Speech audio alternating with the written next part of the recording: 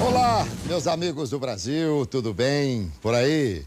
Que ótimo, estamos chegando, começando mais uma semana no ar, o nosso Visão Geral, um olhar atento para os fatos do momento. Vai chover hoje? Você sabe se vai chover? Pois é, e se a chuva vier, ela vem forte ou não? O que seria da gente sem a previsão meteorológica, hein? Hoje o nosso assunto é esse, meteorologia. E eu vou conversar aqui com a Ana Maria Elminski de Ávila, diretora associada do CEPAGRE da Unicamp. Ela que já esteve conosco, hoje ela volta, aliás, mais do que importante a presença dela, porque o nosso tempo está virado, nosso tempo está louco. Que coisa. Ana, obrigado demais pela presença aqui mais uma vez, viu? Boa tarde, Alberto. Boa tarde, agradeço muito sua presença, viu? Importante demais. Aliás, você anda hoje na mídia, né? Tá em todo momento, dando entrevista, falando que o nosso tempo tá maluco. O que tá acontecendo com o tempo, Ana? Sobretudo este ano nós estamos com vários eventos meteorológicos extremos ocorrendo, né? A gente percebe que ao longo dos anos, desses últimos anos, esses eventos têm ocorrido com mais frequência e mais intensidade aqui no Brasil. Então, nós estamos aí... Sendo muito requisitada, né? Exatamente. Com toda certeza. Falar para vocês aqui, olha, a Ana Maria Elminski de Ávila, ela é pesquisadora do CEPAGRE desde 2004, foi diretora por 6 anos, agora está como diretora associada, é assim como se fosse vice-presidente. Formada em meteorologia pela Universidade Federal de Pelotas, mestrado em agrometeorologia pela Universidade Federal do Rio Grande do Sul, doutorado pela Unicamp, quer dizer que tem um currículo aí maravilhoso, a Ana, né? Já trabalhou em televisão também, por isso ela tem uma facilidade, você vê que nem preciso pedir para ela olhar para a câmera, que ela já olha para a câmera, olha para mim, ela faz tudo perfeitinho, até porque já fez previsão do tempo em televisão na década de 90, hoje no CEPAGRE trabalha em pesquisa, né, previsão de tempo, essa coisa toda. Bom, Ana, primeiro, quando a gente ouve alguém falar, Campinas teve chuva com tantos milímetros de água, tal, centímetros, sei lá o quê. Como é que é isso aí? Como é que é feita essa medição? Como é que se afere isso? Então, na verdade, nós temos vários pontos de medição, que são as estações meteorológicas. Muitas vezes são estações completas, que medem temperatura, umidade, pressão, chuva, vento, intensidade e direção. E às vezes são estações apenas medindo a chuva. Então, seriam a chuva medida, então, por pluviômetros. Então, você mede a chuva em um ponto, né? Esse pluviômetro, ele tem uma certa representatividade, mas a chuva, sobretudo, ela tem uma grande variabilidade, tanto no tempo quanto no espaço. Então, você mede a chuva em um ponto, ela tem uma intensidade, mas em alguns bairros ou alguns pontos no entorno, essa chuva pode ter um outro valor. Isso é devido realmente à variabilidade espacial da chuva. Por isso a gente fala, então, o índice pluviométrico. Mas eu queria entender, o pluviômetro, o que é o pluviômetro? Como é que ele é? Ele é grande, ele é pequeno, ele tem um raio de quanto? Como é que é? Na verdade, as estações meteorológicas hoje, elas são muito ditas estações meteorológicas automáticas, né? Então, você fica com esses pluviômetros, no caso, né? Ele é um recipiente, né? Onde ele fica recebendo essa chuva que cai no entorno, na borda desse pluviômetro, né? E o que cai ali é medido, né? E isso é extrapolado. Então, você vê a altura da chuva que ficou armazenada naquele recipiente e você tem, então, aquela altura naquele tempo que normalmente a gente usa chuvas acumuladas. A medida tradicional é termos medida a cada 24 horas, mas, por exemplo, uma chuva intensa, né? Você tem o impacto dessa chuva intensa, o volume dessa chuva. Então, por exemplo, você tem 100 milímetros de chuva acumulado ao longo de um dia ou ao longo de uma semana, você tem um impacto. Mas quando você tem uma chuva de 100 milímetros acumulados em 1 hora, por exemplo, você tem maior, uma né? taxa de chuva, exato. Tá, porque se você tiver a noite toda, se durante toda a noite tiver aquele chuvisco, aquela chuvinha intensa, tal, até gostosa para dormir, aquele negócio todo, você vai ter um índice pluviométrico razoável. No entanto, se você tiver toda aquela chuva numa hora, é quase com uma avalanche, não, uma tromba d'água. Aliás, tromba d'água é um negócio que é muito interessante, que até outro dia que a gente conversou, você acabou nos explicando mais ou menos, e a gente vai até falar sobre isso aqui. Aquele recipiente, né? Em qualquer lugar do Brasil, quer fazer uma pergunta aqui para a Ana, fica à vontade. O nosso WhatsApp é o 999183131. Pode fazer a sua pergunta, porque hoje nós estamos vivendo mudanças bruscas, assim, de tempo, que é uma coisa impressionante. Ontem, para vocês terem uma ideia, aqui num dos distritos de Campinas, Barão Geraldo, tivemos uma ventania enorme, né? Necessariamente o vento não vem acompanhado de chuva, mas o normal é que venha. Mas necessariamente não precisa ser, não é verdade? Não necessariamente, né? Você pode ter um vento associado a alguma tempestade, né? Ou então um vento como nós tivemos aqui, né? Um vento provocado por um ciclone extratropical, que é bastante comum e tem ocorrido com bastante frequência neste ano aqui no Brasil. Pode ser previsto? Esse tipo de fenômeno é previsto. É previsto porque ele tem um tempo de formação, de duração e de deslocamento. Tem fenômenos meteorológicos que não têm previsibilidade, ou seja, num curto tempo, como 20 minutos, 30 minutos, por exemplo. Que seriam tornados, por exemplo. Você pode ter um evento em 20 minutos, você não consegue prever, né? Mas você tem alguns indícios de possibilidade de formação de eventos intensos como esse. Mas os tornados, eles são de difícil previsibilidade, porque eles são muito intensos e se formam num curto espaço de tempo. Tá. Bom, mas ontem o vento que atingiu Barão Geraldo, por exemplo, chegou a 80 km por hora. Sim. 80 km por hora já faz um estrago razoável, né? Sim, exatamente. Agora, vale lembrar, né, Alberto, que o vento, muitas vezes, ele tem picos, são ventos de rajadas. Tá. Exato. Mas ele não tem uma velocidade constante, intensa, por exemplo.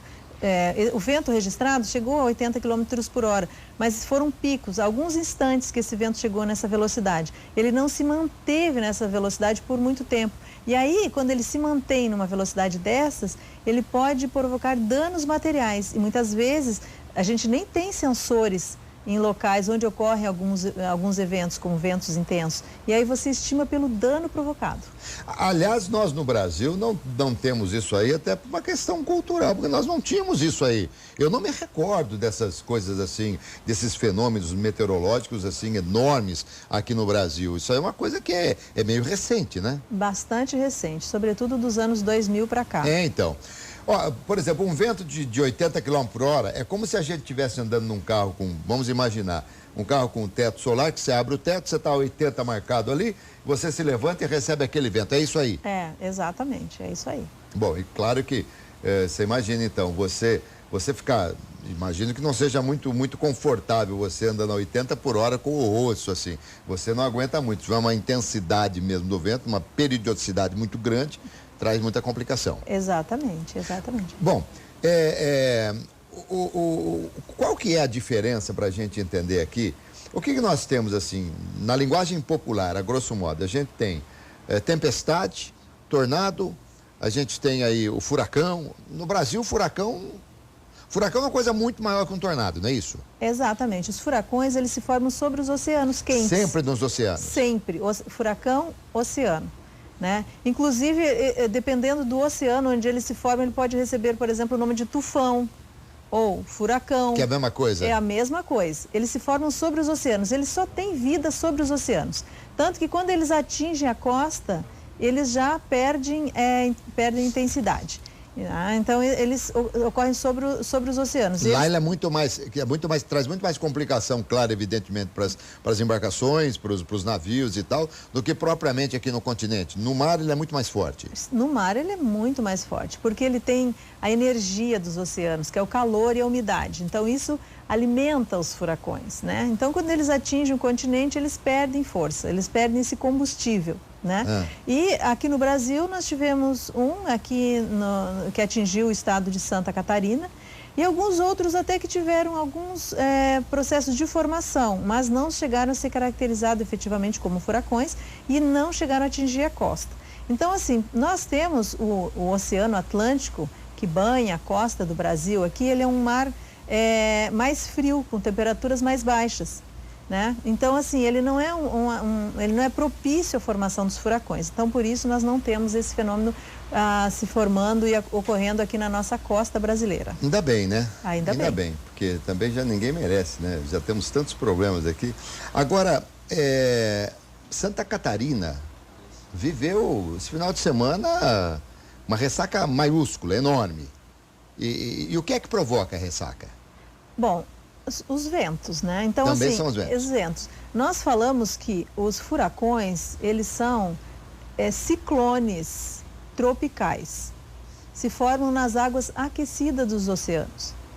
O que aconteceu em Santa Catarina nestes últimos dias foi ciclone extratropical, que é tecnicamente falando, ele tem o mesmo jeitão, digamos assim, mas ele se forma nas águas mais frias, chamado regiões extratropicais, regiões mais frias. Tropical, região mais quente dos oceanos, né? São os furacões. E os ciclones extratropicais, eles acontecem com uma frequência bastante alta aqui na nossa costa brasileira.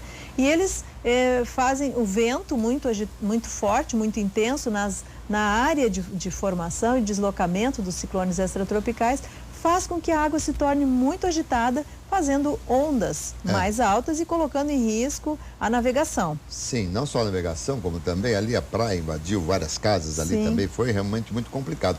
Agora Ana, também um ciclone extratropical é imprevisível. Eles são fenômenos previsíveis. Previsíveis, tanto quanto os furacões. São previsíveis. Tá. Por quê? Porque eles têm um tempo de formação e um tempo de deslocamento. Tá, então se nós tivéssemos, não sei, aí agora uma questão até de pensamento um pouco além do que normalmente a gente costuma só enxergar a ponta do nariz.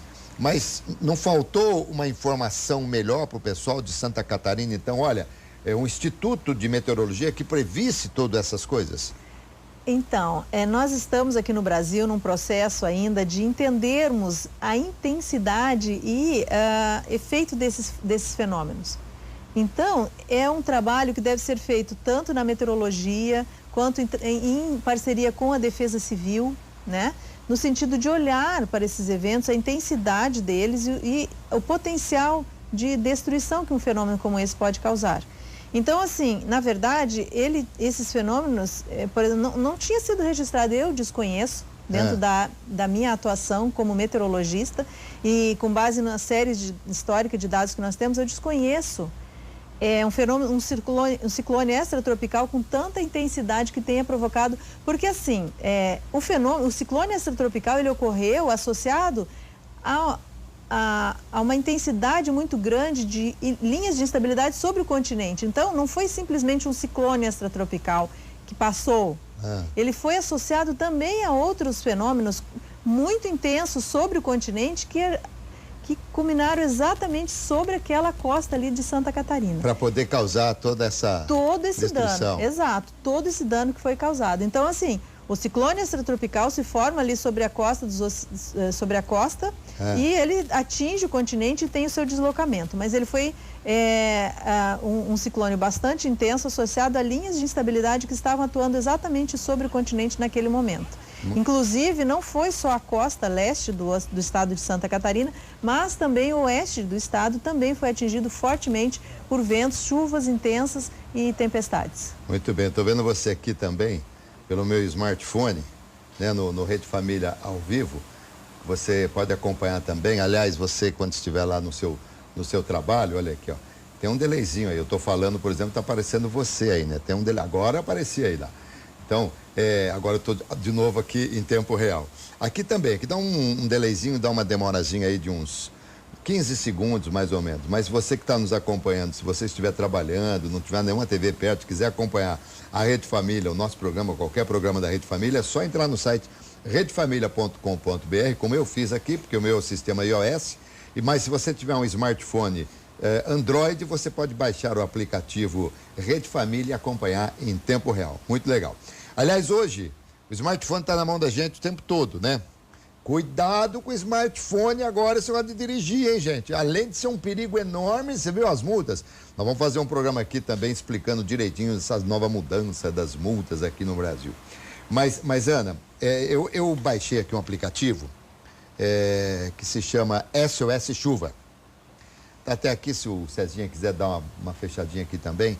Esse SOS Chuva é um aplicativo onde a gente teria em tempo real, ou tem em tempo real, alguns fenômenos em determinadas regiões do Brasil. Tem parceria do CEPAGRE da Unicamp nisso?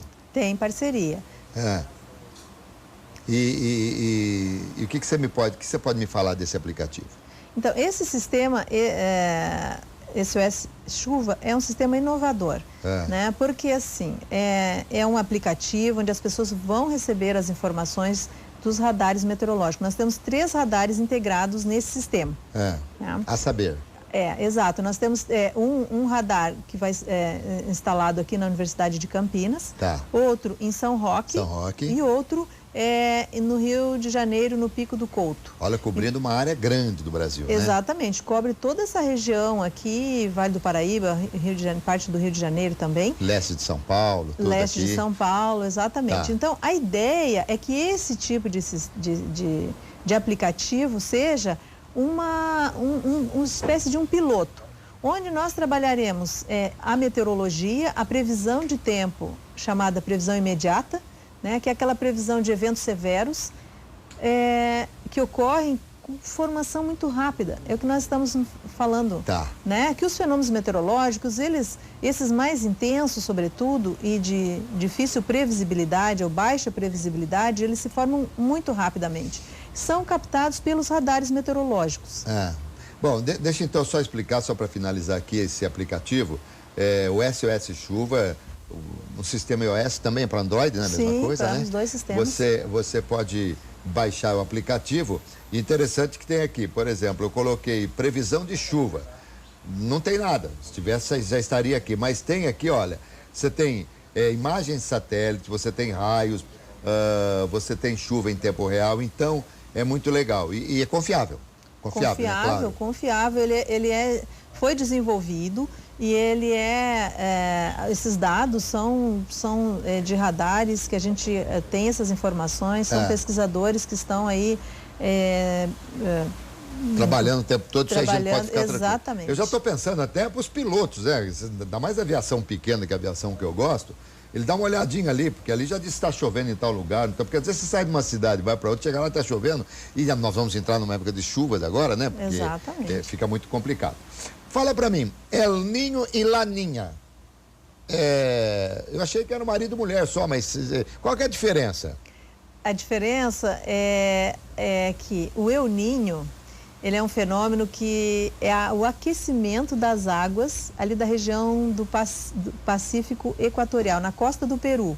As águas vão se tornando mais aquecidas e nós temos então o El Niño. E se forma mais ou menos na época do Natal. Ele foi descoberto numa época de Natal, com águas mais aquecidas nessa época, então por isso o El Niño, Menino Jesus. Muito bem. Laninha é o resfriamento nessa mesma região, é o resfriamento das águas ali na região do Pacífico Equatorial. Tem algumas outras detalhezinhos também na atmosfera que caracterizam esse fenômeno. Muito bem, mas eles trazem consequências aqui para nós, tá certo? Eles trazem algumas consequências que eu quero que você fale já e dizer o que é mais complicado, se é o Ninho ou Laninha. Meus amigos, estou entrevistando aqui a Ana do CEPAGRE, do Unicamp, eu tenho certeza que vocês estão gostando. Eu não sei o que é raio, eu não consigo entender o que é o raio. O raio cai 2 vezes ou até mais no mesmo lugar e ele se forma pela agitação das moléculas de água, de cristais de gelo que estão dentro da nuvem. Quando a gente olha a formação de uma nuvem, a gente percebe que é um movimento muito rápido, de deslocamento, né? Rapidamente você, quando observa a formação de uma nuvem de tempestade, chamada cumulonimbus, ela se forma muito rapidamente. O que acontece? Acontece uma agitação nessas moléculas de água que vão formar cristais de gelo, né? Existe essa rapidez de formação e esse atrito entre as moléculas.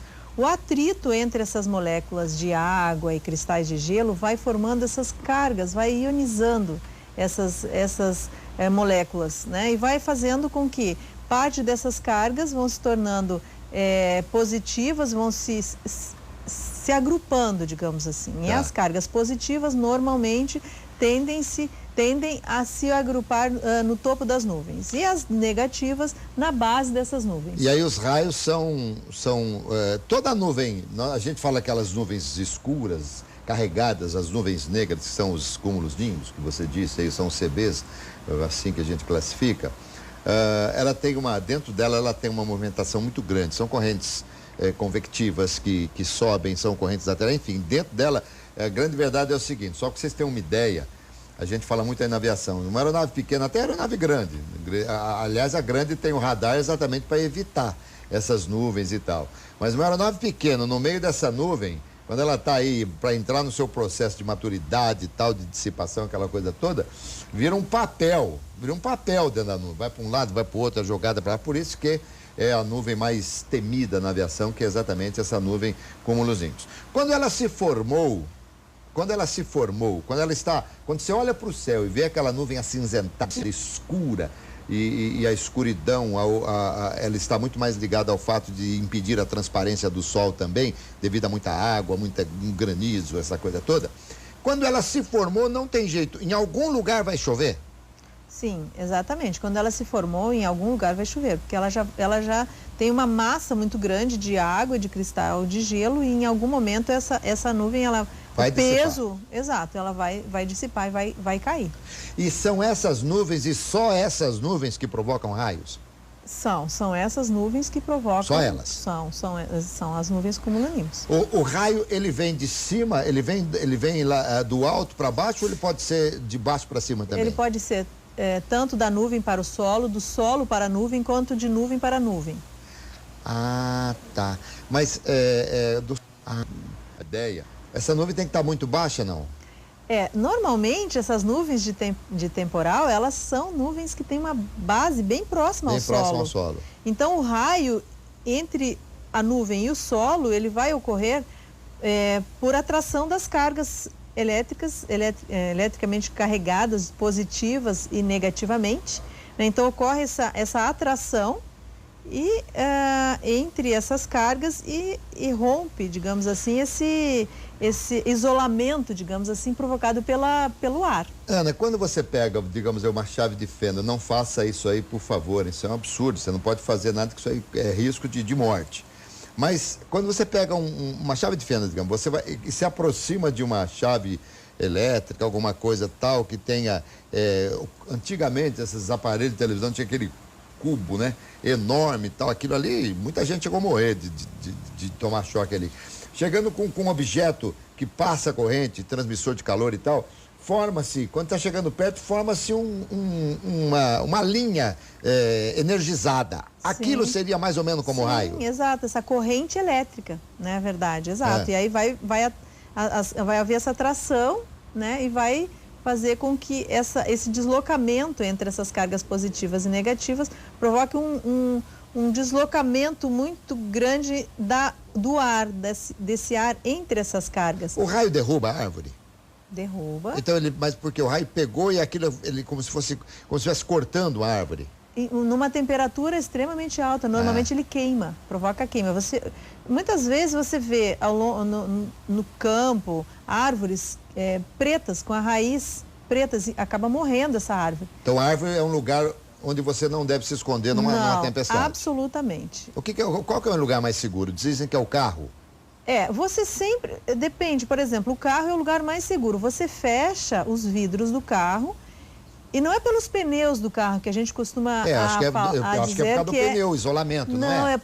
O que isola, o que faz com que você não seja atingido por um raio dentro do carro, na física se chama gaiola de Faraday. O que é isso? Quando você está dentro do carro com os vidros fechados, você está num ambiente totalmente isolado, como dentro de um avião, por exemplo. Você está totalmente seguro. Você não é. O raio, ele atinge a parte externa, né? Mas ele não atinge você. Olha, vou falar uma coisa para você. Bom, primeiro que eu já vi filmes, já assisti a filmes onde o avião é atingido por um raio. Pode ser atingido por um raio. Pode, perfeitamente. Agora, A Ana disse que dentro do avião você está seguro de raios. Já imaginou, você está voando e tem raio para todo lado no avião? Você pode até estar seguro de ser atingido pelo raio, mas que você vai ter uma outra síncope, você pode ter certeza que você vai, porque é uma coisa muito complicada. Mas interessante, você falou, então, se o cara estiver dentro do carro com o vidro aberto, ele já não está isolado. Não. Aí já é perigoso. Já é perigoso, porque o raio ele pode se deslocar na própria estrutura metálica do carro e você ser atingido. Então, você deve estar dentro do carro com os vidros fechados. Muito bem. Gente, não é fácil não, hein? Bom, vamos falar um pouquinho aqui sobre, assim, a nossa região aqui. Campinas, eu sei, isso foi me dito certa feita por uma empresa que trabalhava com seguro, inclusive, que Campinas é uma cidade que recebe muitos raios, muitos raios. Existe região onde os raios gostam mais de aparecer por ali, não? Na verdade, Alberto, assim, o Brasil, onde há uma quantidade muito grande de raios, né? Por quê? Porque o Brasil é um país tropical, com um clima bastante quente, com eventos intensos provocados pelas elevadas temperaturas, né? Então, esse contraste, sobretudo aqui na região tropical, né? Que nós temos frentes frias. Esse contraste entre o frio e o quente provoca tempestades, né? Então, nós temos uma grande quantidade de raios que atingem o país como um todo. Agora, em termos de temporal, de tempestade severa, aquela região ali, oeste do Rio Grande do Sul, de Santa Catarina e do Paraná, o sul do país, é onde ocorrem os eventos mais intensos em termos de mundo global. Mas se justifica porque normalmente as correntes frias que vêm lá do sul, né, da Argentina, e ali vão se formando, você vê que normalmente o sul do país, ele tem muito mais frentes. As frentes frias que vêm para cá, normalmente são são de origem lá do sul, né? Perfeito. Então, talvez até se justifique. Meus amigos, estou conversando com a Ana Maria Euminski de Ávila, que é diretora associada do CEPAGRE da Unicamp. A gente está aprendendo alguma coisa. Ela falou um nome aí que daqui a pouco ela repete para mim. De volta com Visão Geral de hoje, entrevistando a Ana Maria de Ávila, que é diretora associada do CEPAGRE da Unicamp. Estamos falando de meteorologia. Como eu prometi, repete o nome dessa gaiola aí que você falou quando tem raio para a gente se proteger. A física, né? O fenômeno físico, né? Que explica essa parte do isolamento do raio, chamado gaiola de Faraday. Faraday. Exato. Então é fácil, quando estiver chovendo, você vê aquela tempestade, você sai pra rua perguntando: quem tem uma gaiola de Faraday pra mim, por favor? Bom, e a gente pensava que era por causa do pneu do carro, né? Que a gente tava seguro, que coisa. Redefamilia.com.br, entre no site, acompanhe em tempo real e acompanhe toda a nossa programação. E você pode também ali olhar todas as cidades que recebem o sinal aberto da Rede Família e, claro, o Brasil todo pelo satélite. Nós recebemos aqui perguntas do Brasil todo. Deixa eu já começar a fazer umas perguntas para você aqui. O Valdemar de Coxim, Mato Grosso do Sul, está perguntando para você: que frio é esse no final de outubro? Exatamente. Nós tivemos um inverno muito intenso. E o frio se estendeu no começo da primavera e agora nós tivemos a entrada dessa massa de ar frio nesses últimos dias, com geada, inclusive no sul do país. Nós estamos num episódio de laninha. Embora ela não esteja assim tão bem configurada, né, ela influencia e tem influenciado, né, o clima no sul do país, sobretudo, o centro-sul do país. E em anos em que nós temos a laninha presente, embora ela esteja, assim, com algumas características de laninha, mas não... Mas se forma no Pacífico. É uma água mais fria na região do Pacífico equatorial, na costa do Peru. Vai se formando um bolsão frio ali. Tem toda uma explicação. Por que esse bolsão frio vai se formando ali? Naquela região nós temos os chamados ventos alísios. Sim, né? ventos alísios. Então, os ventos alísios, naquela região, eles são de leste para oeste. E eles vão fazendo com que as águas normalmente tenham uma temperatura média naquela região. Quando ocorre a laninha, não se sabe muito bem se os alísios começam primeiro ou se a água começa a se resfriar primeiro. Mas, de forma geral, ocorre então ali um resfriamento, chamado relaxamento dos ventos. Isso vem para nós aqui, Por isso que traz esse frio aqui. Na verdade, essa água mais fria ali do Oceano Pacífico, ela tem uma influência sobre várias correntes que vão atuar no globo, em algumas partes com uma maior intensidade, outras com menor intensidade. Então, neste ano, nós estamos com esse fenômeno aí. As águas ali na região do Pacífico estão mais frias. E quando ocorre essa característica naquela região dos oceanos, as massas frias tendem a se tornar mais intensas na primavera no centro-sul do país. Então, com mais facilidade, nós temos a entrada de massas de ar frio até essa região. Foi o que aconteceu agora nesse final de outubro. Agora, Ana, o Walter aqui de Atibaia, graças a Deus, ele pergunta por que nós não temos terremoto aqui no Brasil. Às vezes pode ter uns tremorzinhos, alguns abalos sísmicos, mas ainda bem, né? Mas por que nós não temos? Embora o terremoto não seja uma área da meteorologia em si, mas os terremotos eles ocorrem devido às placas tectônicas, né? No interior da Terra, né? Nós temos as placas tectônicas que formam os continentes. Então, o deslocamento dessas placas tectônicas é que provocam os terremotos, que podem provocar tsunamis, dependendo de onde ocorre esse deslocamento aí dessas placas tectônicas, né? E aqui no Brasil nós não temos, porque felizmente nós não estamos numa fenda aí, numa parte dessas placas tectônicas, como por exemplo a costa oeste, já o Chile, por exemplo, Sem já dúvida. está. Nossa, o Chile é toda terrível. essa cordilheira dos Andes aí. Aqui Cruzeiro do Sul, no estado do Acre. Obrigado, olha aí o Acre participando aqui. O Enos é o nome dele. Ele queria saber o seguinte: por que no Acre não tem muitas chuvas com ventos, essas coisas que tem aí nos outros estados brasileiros? Muito interessante essa pergunta. Na verdade, assim, o Brasil ele é imenso, como a gente já comentou antes. Nós temos uma infinidade de climas, né? Nós temos a região norte com uma característica, né? Aí no Acre, por exemplo, com chuvas mais constantes, chuvas convectivas, bastante calor, não faz frio, né? Nós temos aqui já na região tropical e região temperada, ali mais para o sul do Brasil, nós temos uns fenômenos meteorológicos bastante diferenciados. Na verdade, esse clima tropical e temperado aqui, ele tem essa característica de ventos provocados aí pelas entradas de massas de ar de características diferentes. Então, nós temos os sistemas de alta pressão. Na verdade, o que é o vento? A gente aprende na escola que o vento é o ar em movimento, né? Mas, na verdade, o vento ele é provocado pelas diferenças de pressão.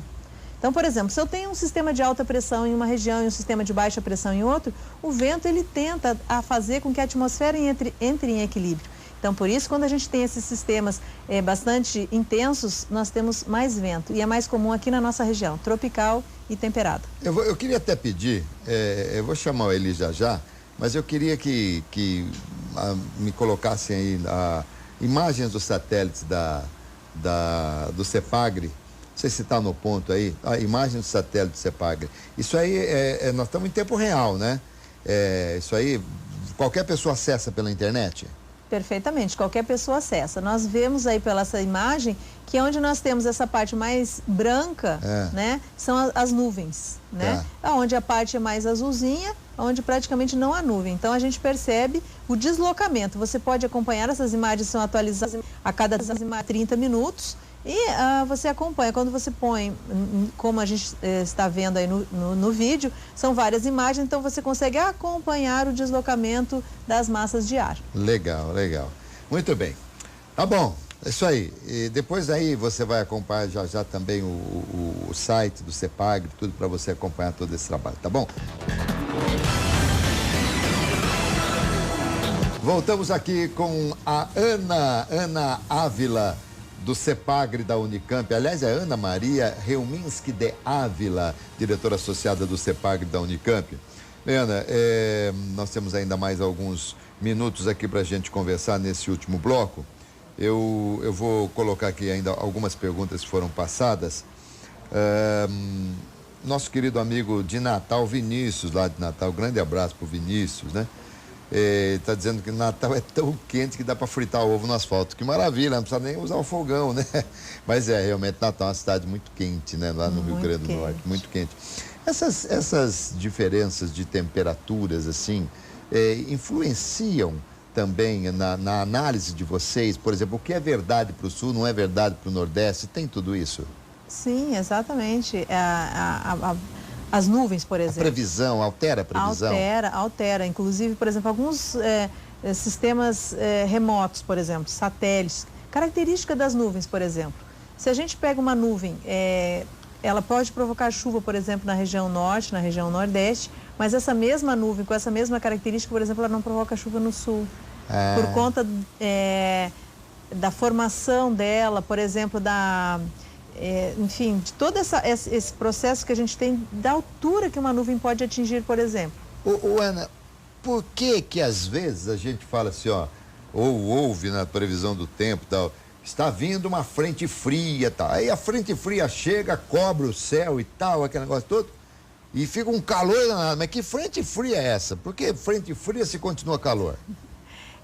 Esse é um termo, digamos assim, que a gente usa na meteorologia, mas muitas vezes, na verdade, assim, a frente fria, ela tem uma característica. A frente, ela é uma divisão entre duas massas de ar, uma quente e úmida e uma massa mais fria com temperaturas mais baixas, obviamente, com umidade diferente. Então, esse limite, essa fronteira, por isso, frente fria. Vem na meteorologia, muitos termos são originados das guerras, né? Então, frente fria, frente de batalha. Tá. Né? Então, ela vem na frente de uma massa de ar frio. Sim, mas vamos entender uma coisa aqui, que eu costumo pensar o seguinte.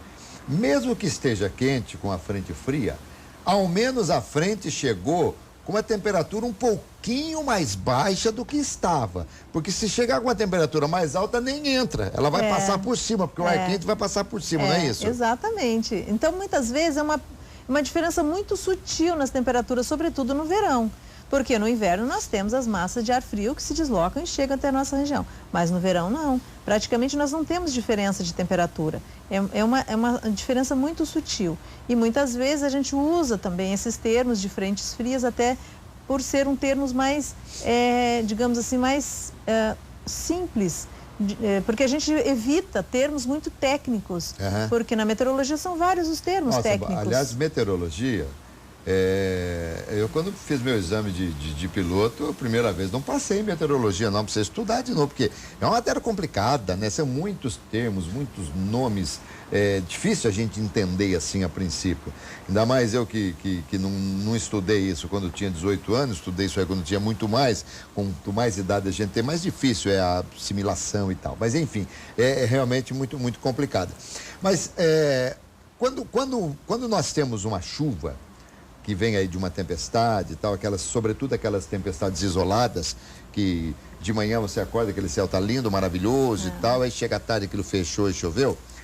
Há algum tempo, esse processo, porque começava com nuvens cúmulos, aí depois altos cúmulos, depois os TCUs, que são as torres de cúmulos, até virar um CB. Esse processo todo demorava no mínimo umas 3 horas. Mas hoje, de repente, você está com o tempo bom, em questão de 1 hora muda tudo. O que houve? Alguns processos, algumas etapas não existem mais? Na verdade, assim, nós temos tido temperaturas mais elevadas. Ao longo desses últimos anos, nós temos tido temperaturas mais altas. Dias com temperaturas mais elevadas estão se tornando mais frequentes. Então, quanto mais quente o ar, mais facilmente essa tempestade, digamos assim, pode se formar. Claro que não necessariamente só altas temperaturas são as responsáveis pela formação das tempestades, porque muitas vezes nós temos dias muito quentes e não temos nuvem alguma, não se forma nuvem nem chuva. Então, alguns fatores são essenciais, entre eles a umidade do ar precisa estar elevada, as altas temperaturas e a atmosfera proporcionar condições para que essas nuvens consigam se formar. Então, muitas vezes o movimento da atmosfera ele está descendente, ou seja, da alta atmosfera para a superfície. Aí não há formação de nuvens, apenas calor. E quando o ar sobe da superfície para a atmosfera, então nós temos a formação de nuvens. E claro, quando um dia está muito quente, mais rapidamente se forma essa tempestade. Muito bem, você está vendo aí o endereço aí eletrônico do CEPAGRE, da Unicamp, né? Você acessando esse site tem aí como navegar e ali você pode ver previsões e tal.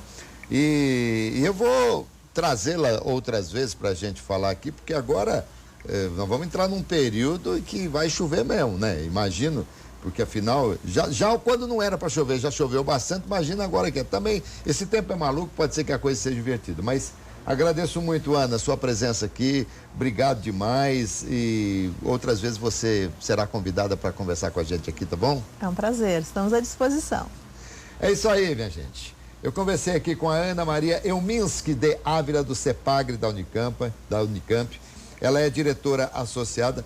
Trouxe aí alguns esclarecimentos pra gente, né? Eu que sempre achei que o carro nos protegia do raio por causa do pneu, não tem nada a ver, tá vendo? A gente vive e aprende. Acesse o site da redefamilia.com.br. Pelo site você pode acompanhar em tempo real a nossa programação, navegar, ver as cidades onde temos os nossos canais abertos e, claro, para o Brasil todo temos os nossos satélites e tem também as antenas parabólicas, tá bom?